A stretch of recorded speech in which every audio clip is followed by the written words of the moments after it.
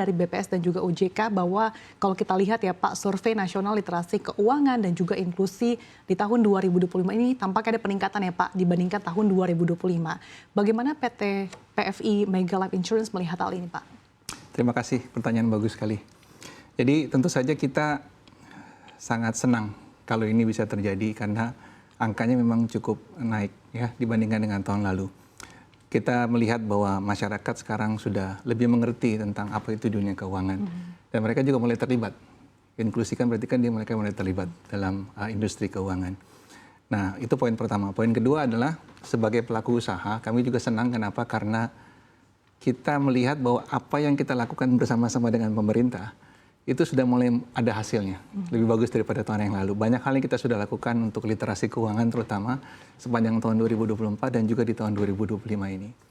Yang ketiga, kalau saya bisa lihat yang lebih detail lagi sebetulnya, literasi keuangan dan inklusi keuangan kan angkanya sekitar 70-80%. Kalau kita masuk dalam angka untuk literasi asuransi sendiri dan inklusi asuransi, angkanya lebih rendah, Mbak. Oke. Jadi angka literasi untuk asuransi itu sekitar 45%. Memang naik dibandingkan dengan tahun lalu sekitar 36%.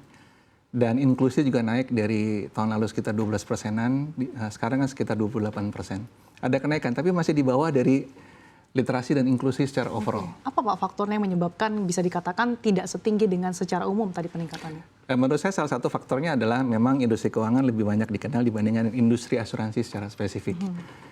Ada kenaikan dari segi literasi, mungkin kejadian COVID, banyak orang dibayarin asuransi dan lain sebagainya, itu juga salah satu faktor dan literasi yang kita lakukan.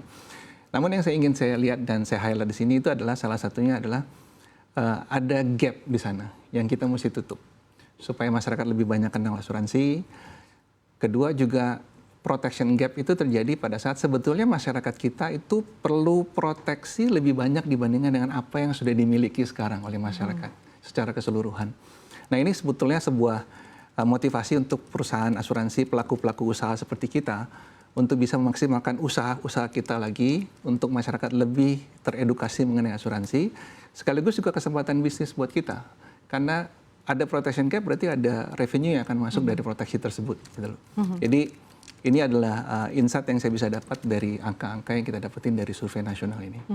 Lalu kalau dari perusahaan Anda, upaya apa nih Pak yang akan dilakukan mungkin dari segi langkah strategis, inisiasi-inisiasi, ataupun engagement yang akan dilakukan? Sebetulnya engagement yang kita lakukan sama customer itu tergantung dari distribution channel yang kita punya dan juga tergantung dari produk yang kita punya. Distribution channel yang kita punya, sekarang kita punya bank assurance, kita kerjasama sama 2 bank besar, ada Bank Mega juga Bank Mega Syariah.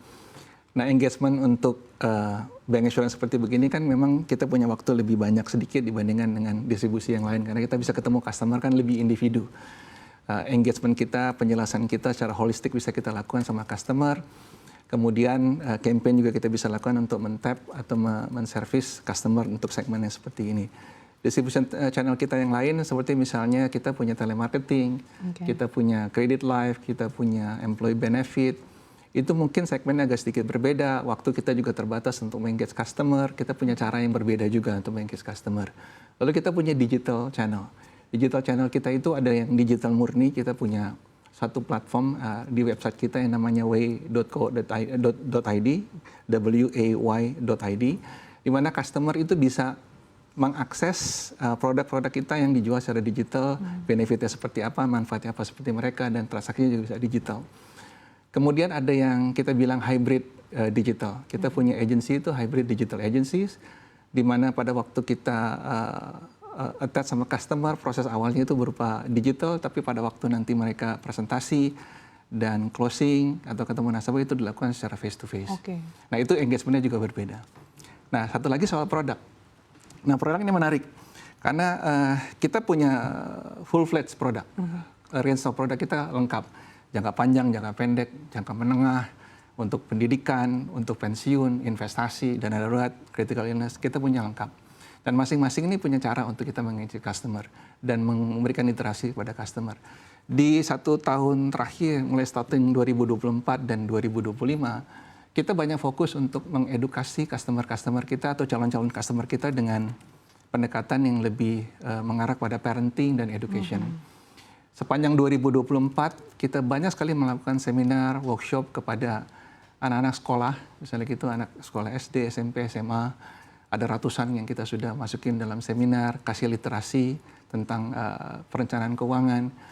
Kita sebut yang menciptakan generasi cerdas keuangan. Nah, itu kita sudah lakukan karena kita sadar literasi itu semakin mudah untuk diajarkan akan semakin bagus. Oke. Untuk bisa mereka dapatkan pada waktu nanti meningkat untuk jadi dewasa.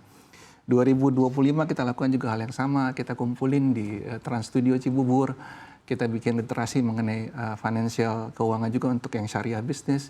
Dan kita mulai memperkenalkan sebuah game board yang menarik, kita sebut sebagai financial game board, yang kita ciptakan sendiri. Namanya Mind Do It. Mind Do It. Mind Do It.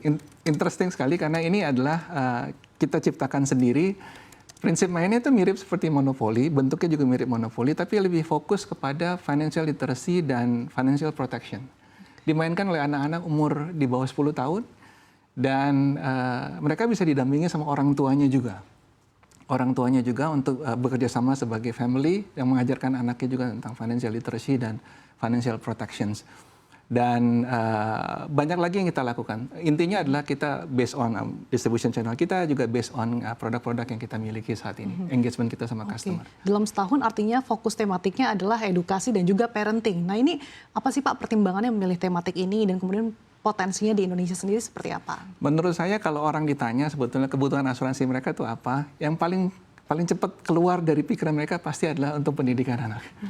Dan kita melihat ini adalah pangsa pasar yang besar sekali, dan kita melihat ini adalah bagian yang baik sekali untuk kita edukasi, karena seperti yang tadi saya sempat sampaikan, semakin mudah diedukasi akan semakin bagus. Dan orang tua pun, kita sama-sama tahu mungkin tidak ada pendidikan formal untuk menjadi orang tua, apalagi untuk bisa mengetahui tentang financial education buat anak-anak dari orang tua. Nah, kita masuk ke dalam pangsa pasar itu. Menurut kita ini menarik untuk kita garap.